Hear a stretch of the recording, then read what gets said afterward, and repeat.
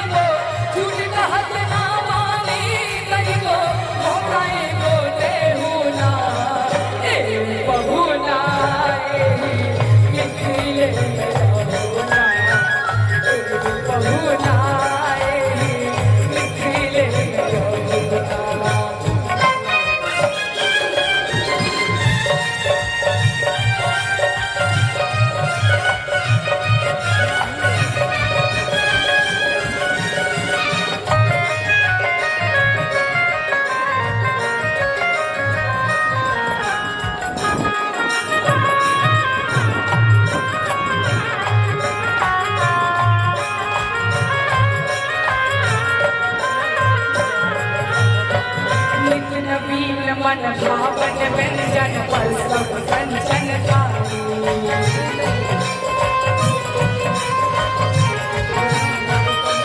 नित नवीन मन भावन व्यंजन पर सब कंचन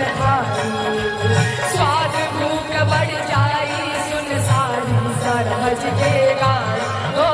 स्वाद भूख बढ़ जाई सुन सारी सरहज के गाय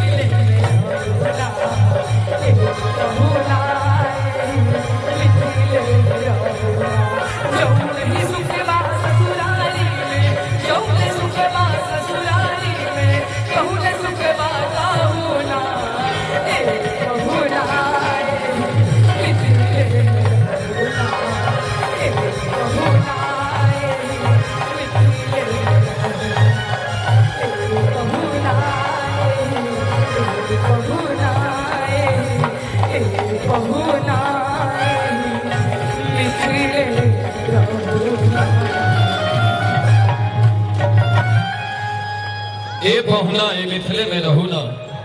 प्राची से आग्रह करब अपने मंच पर आवी और चांदनी के स्वागत करी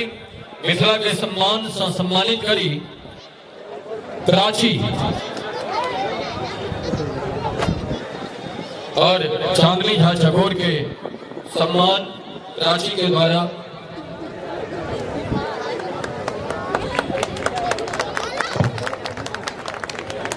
और थपड़ी हमरो से बजवा के चाहिए तो ग्रीन रूम से कलाकार के उत्साह वर्धन कर रही। जय हो। हाँ, चांदनी झा चकोर के स्वागत प्राची के द्वारा। और चलिए हमारे अभिषेक भाई इस अतिथि के सत्कार करता और तकरा बाद डांस फीवर के टीम के द्वारा